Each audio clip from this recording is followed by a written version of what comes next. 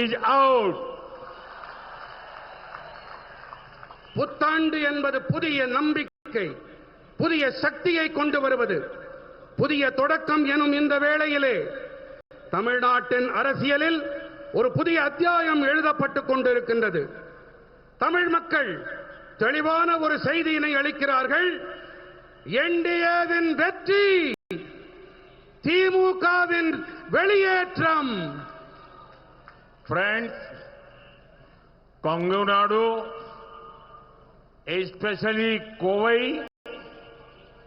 is a land of hard-working and affectionate people. You have always stood firmly with the politics of development with BJP, NDA.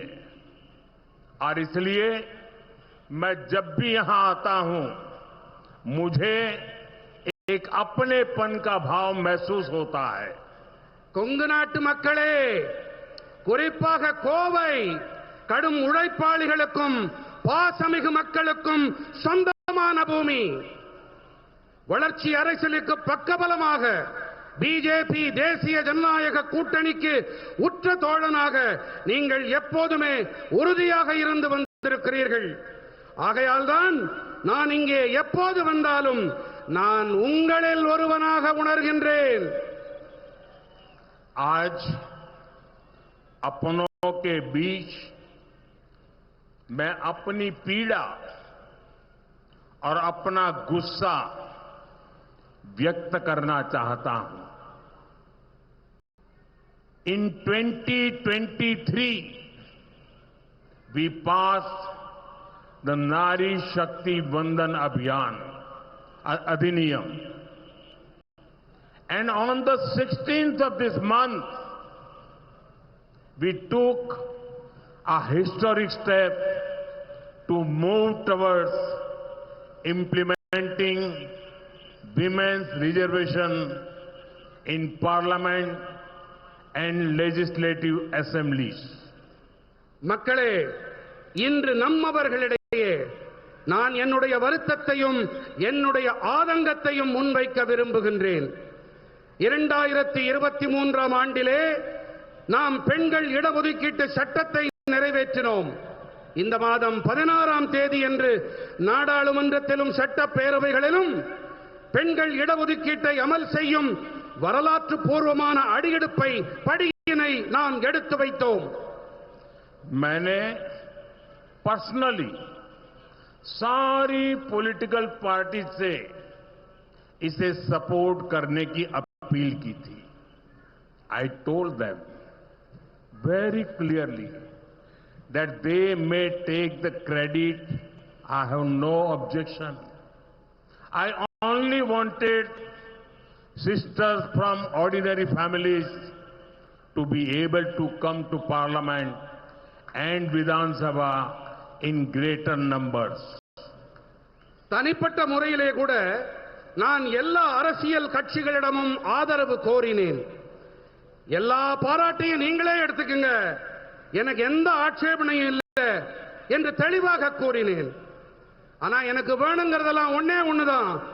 சாதாரண குடும்பங்களைச் சேர்ந்த என்னுடைய சகோதரிகள் நாடாளுமன்றத்துக்கும் சட்ட பேரவைகளுக்கும் அதிக எண்ணிக்கையிலே வர வேண்டும் என்பது மட்டுமே என்னுடைய ஆசை. But unfortunately, this noble effort was derailed. DMK, Congress and their allies made it a target of hatred and petty politics. ஆனால் துரதிர்ஷ்டவசமாக இந்த உயர்வான முயற்சி தோல்வி அடைந்தது. திமுகவும் காங்கிரசும் அவர்களுடைய கூட்டாளிகளும் வெறுப்பரசியல், கீழ்த்தரமான அரசியலுக்கு அதை இரையாக்கினார்கள். If this bill had been passed, many Tamil women from ordinary families would become MPs and MLAs. Basis the 2011 census, Tamil Nadu was going to get so many more seats, but clearly DMK did not want to this happen. Anyhow, the DMK's actions are now very, very clearly exposed. இந்த மசோதா மட்டும் சட்டமாகி இருந்தால் சாதாரண குடும்பங்களைச் சேர்ந்த பல பெண்கள் எம்பிக்களாகவும் எம்எல்ஏக்களாகவும் ஆகியிருப்பார்கள். 2011ஆம் ஆண்டு மக்கள் தொகை கணக்கெடுப்பின்படி தமிழ்நாட்டிற்கு அதிக இருக்கைகள் கிடைப்பதாக இருந்தது. ஆனால் தெளிவாக இதை திமுக விரும்பவில்லை. இப்போது திமுகவின் செயல்கள் தெளிவாக அம்பலமாகிவிட்டன, குட்டு வெளிப்பட்டு விட்டது. By wearing black clothes, DMK cannot cover up their wrong intentions. I want to tell the DMK that people know your black deeds. You cannot escape your black deeds any longer. Janata DMK के काले कारनामे अच्छी तरह से जान चुकी है. झूठ फैलाने से डीएमके के काले कारनामे छिपने वाले नहीं हैं. கருப்பு உடைகள் அணிந்து திமுக தங்களுடைய தீய எண்ணங்களுக்கு திரை போட்டு விட முடியாது என்று திமுகவுக்கு நான் கூறிக்கொள்ள விரும்புகின்றேன். உங்களுடைய கெட்ட செயல்களின் பலன்களிலிருந்து உங்களால் இனி தப்பவே முடியாது. மக்கள் உங்களின் உண்மையான முகங்களை தெரிந்து கொண்டு விட்டார்கள்.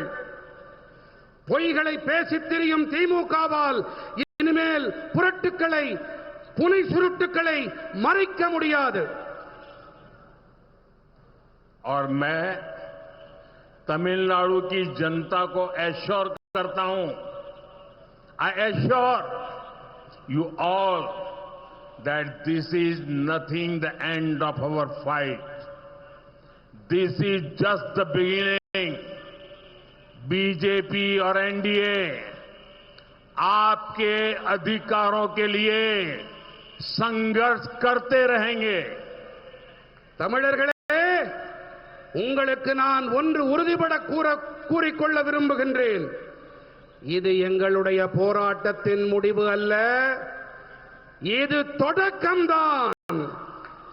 பிஜேபியும் தேசிய ஜனநாயக கூட்டணியும் உங்களுடைய உரிமைகளுக்காக தொடர்ந்து போராடி வருவார்கள். இது என்னுடைய உறுதிப்பாடு. इस कार्यक्रम के बाद आज रात को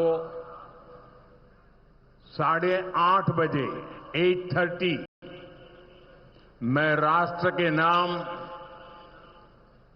अपनी बात बताने वाला हूं. इस विषय पर मैं विस्तार से चर्चा करने वाला हूं. இந்த நிகழ்ச்சி நிறைவடைந்த பிறகு இன்று இரவு 8:30 மணி அளவிலே நான் நாட்டு மக்களிடம் உரையாற்ற விரும்புகின்றேன். இந்த விஷயம் குறித்து விரிவாக நான் நாட்டு மக்களிடம் பகிர்ந்து கொள்ள இருக்கிறேன். அனைவரும் தவறாது கேளுங்கள்.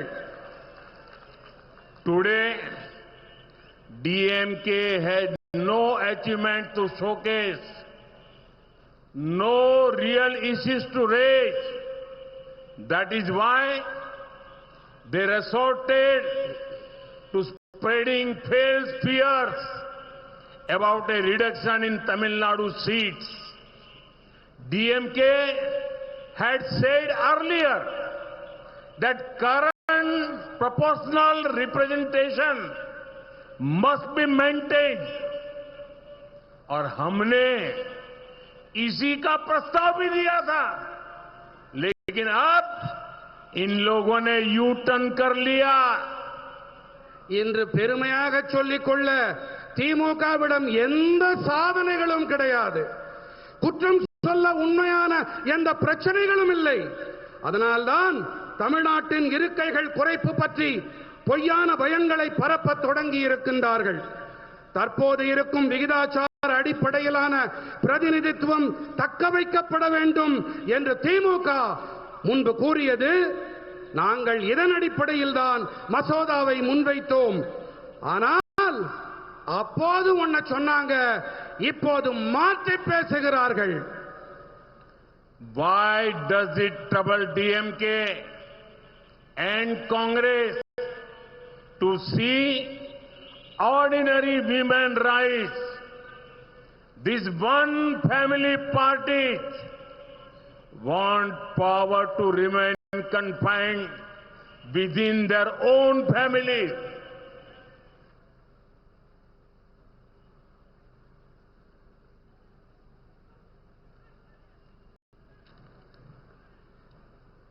சாதாரண பெண்கள் உயர்வடைந்தால் ஏன் திமுகவிற்கும் காங்கிரசிற்கும் ஏறுகிறது? ஏன் தெரியுமா? ஏனென்றால் இந்த ஒற்றை குடும்ப கட்சிகள் அதிகாரம் தங்கள் குடும்பங்களுக்கு உள்ளேயே இருக்க வேண்டும் என்று ஆசைப்படுகின்றார்கள். आज तमिलनाडु में महिलाएं और यहां तक कि छोटी बच्चियां भी क्रिमिनल से सुरक्षित नहीं है. DMK harms women in Tamil Nadu by enabling violence and crime. They do not stand with women in parliament either. लेकिन अब डीएमके की इस नारी विरोधी सोच को जवाब जरूर मिलेगा. இன்று தமிழ்நாட்டிலே பெண்களாகட்டும், ஏன் சின்ன குழந்தைகளாகட்டும் குற்றவாளிகளால் பாதுகாப்பில்லாமல் இருக்கின்றார்கள். வன்முறை மற்றும் குற்றங்களுக்கு ஆதரவாக இருப்பதன் மூலம் பெண்களுக்கு தீங்கிழைக்கின்றது திமுக. இது மட்டுமா, நாடாளுமன்றத்திலும் கூட இவர்கள் பெண்களுக்கு ஆதரவாக இருப்பதில்லை. ஆனால் இப்போது பெண்களுக்கு எதிரான எண்ணப்பாட்டிற்கு சரியான பதில் திமுகவிற்கு கண்டிப்பாக கிடைக்கும். I request SPG people please collect this photograph. These kids are.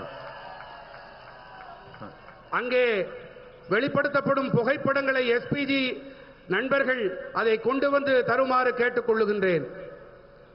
मैं तमिलनाडु की हर बहन से कहूंगा कि वो डीएमके और डीएमके के लोगों को जहां देखें वहीं उनसे सवाल करें.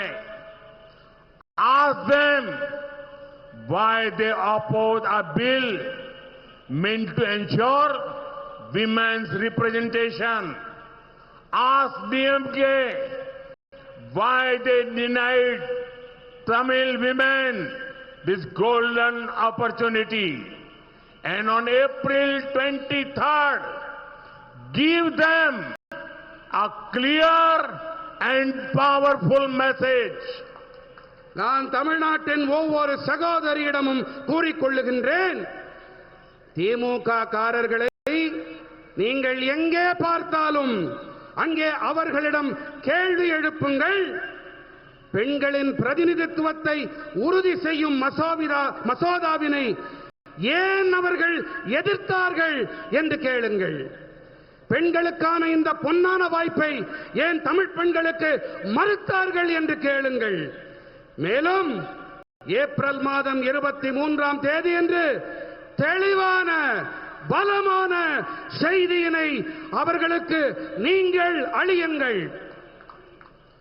I see Tamil Nadu as an important engine of growth for India.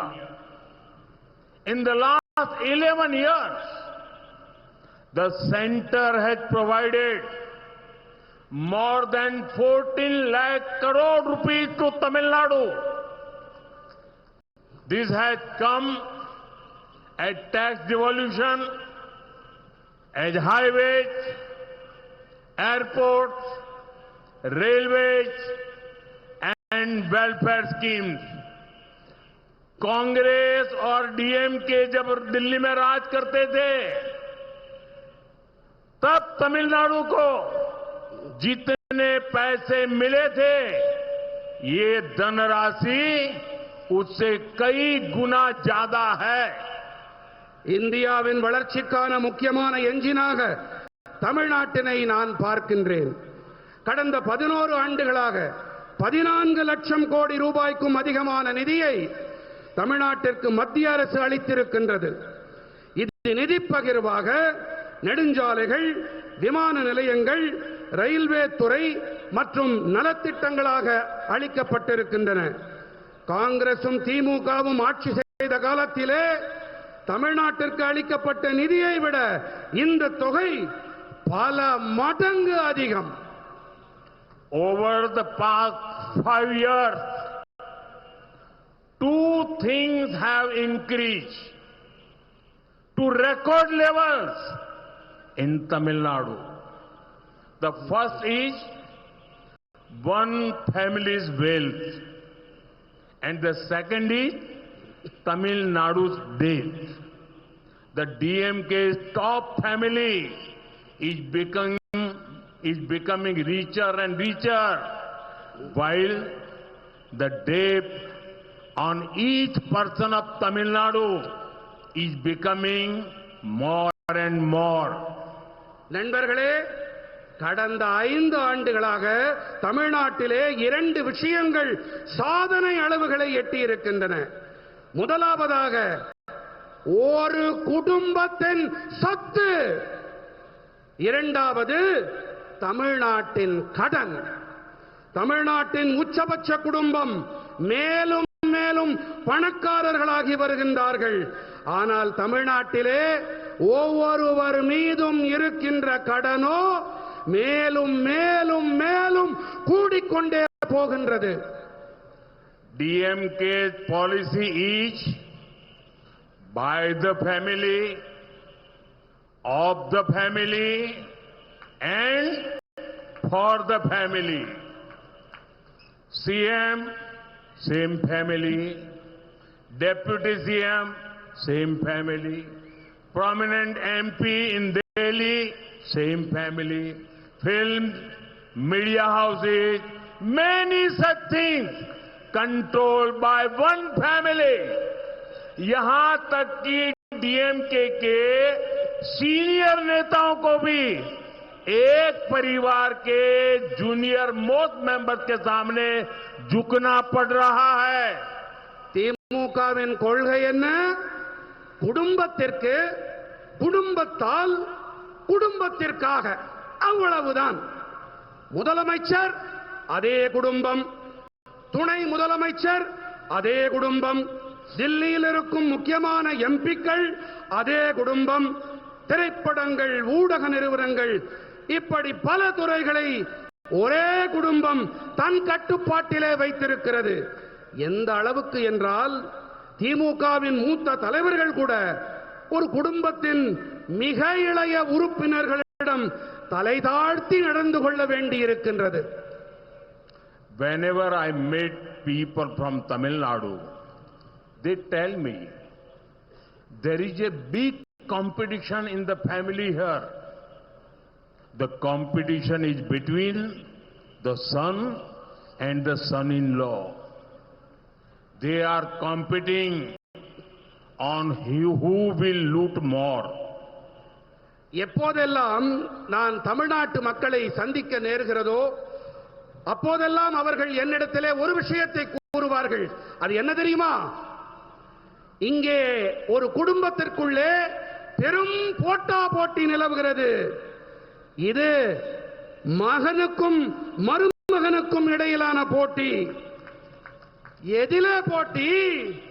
யார் அதிகமாக கொள்ளையடிக்கிறார்கள் என்பதுதான் போட்டி.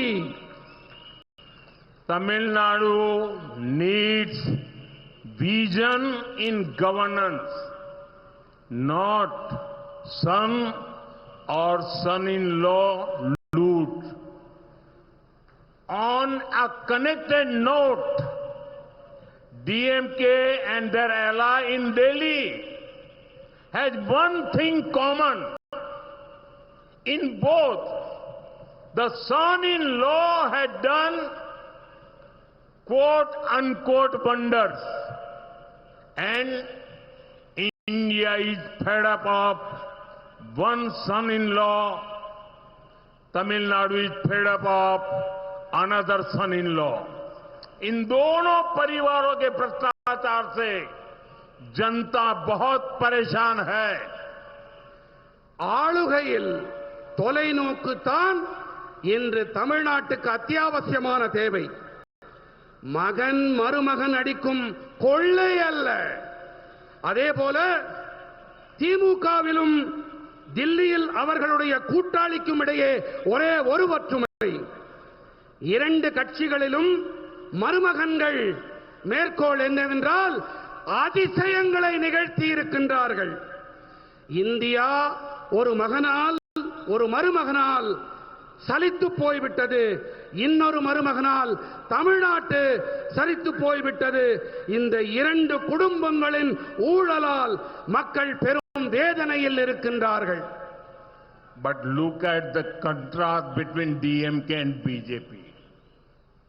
Take the example of a proud son of Coimbatore, Thiru C.P. Radhakrishnan ji.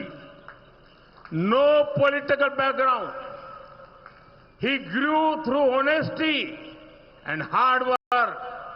For example, when he was in the choir board, he took its export to record levels. Now, a son of Coimbatore is our vice president.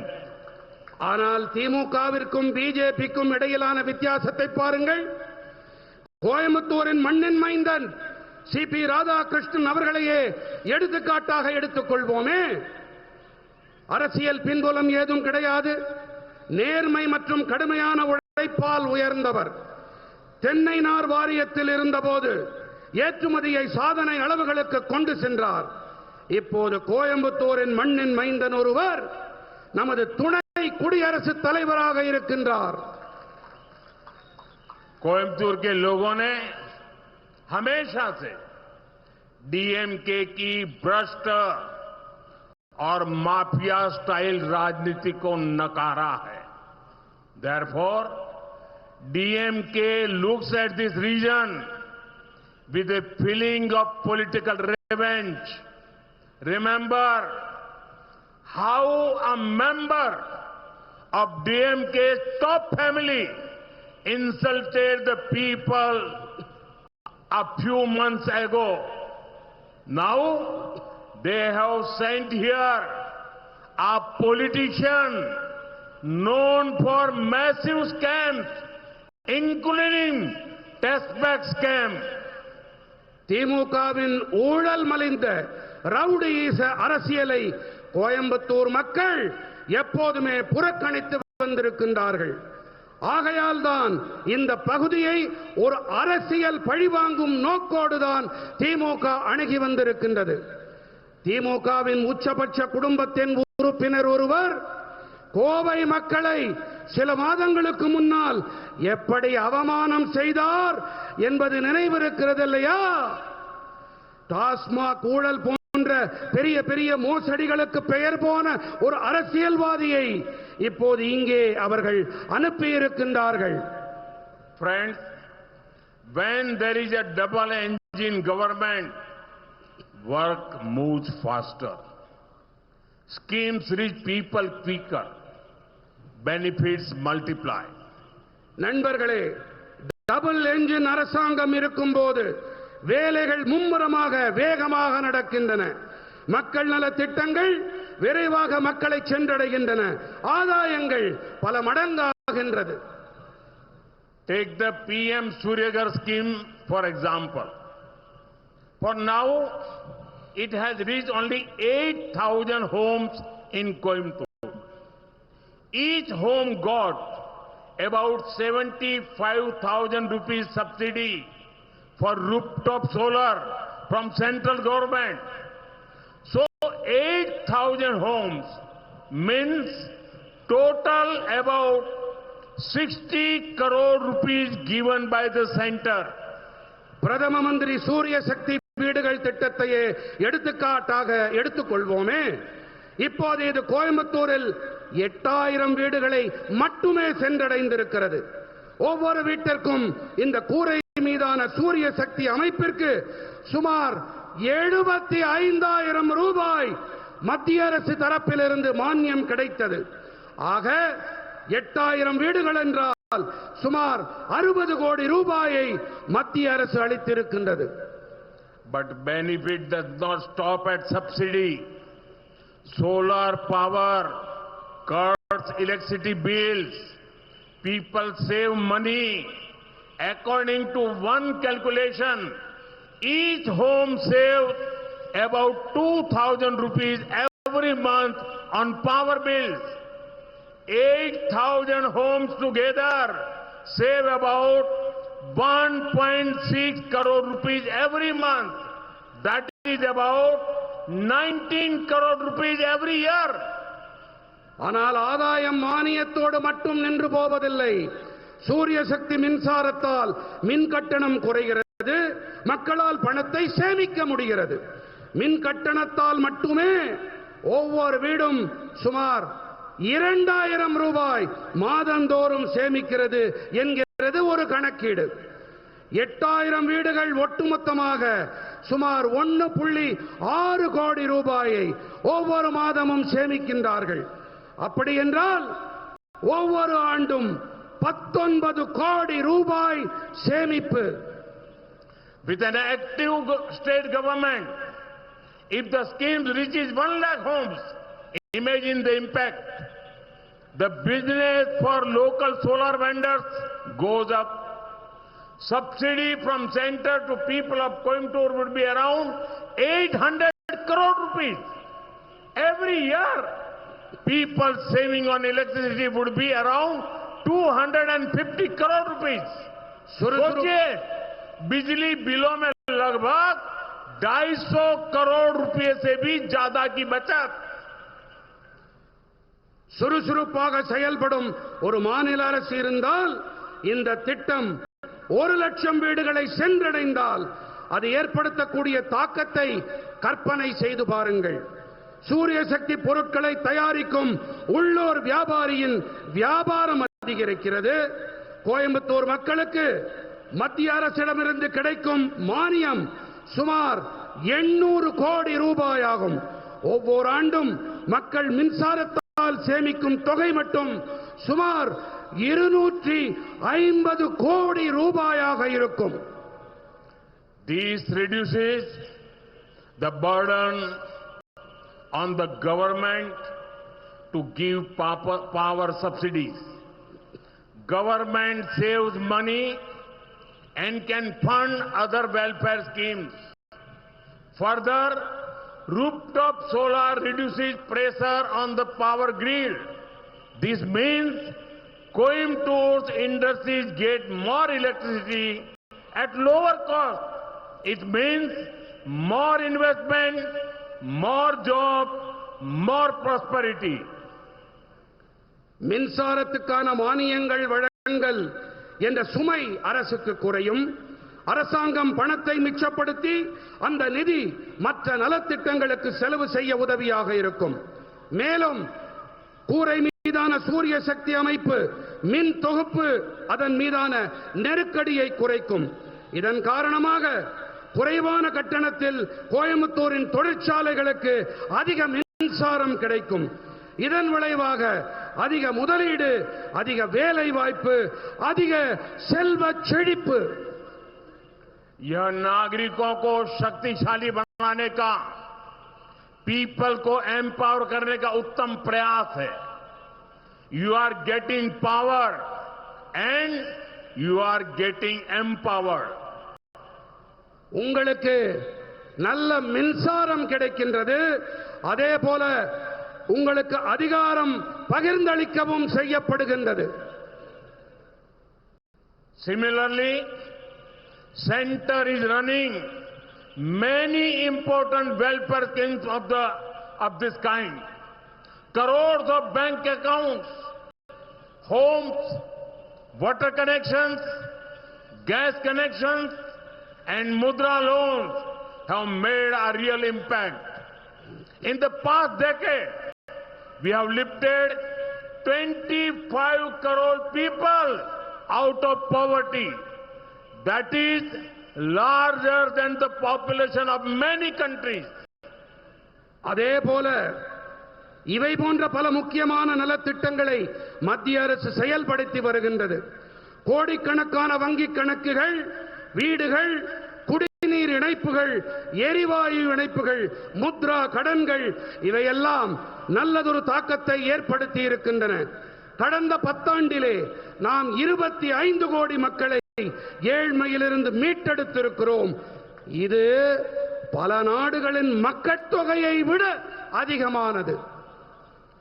These 25 crore people are aspirational. They spend on goods and services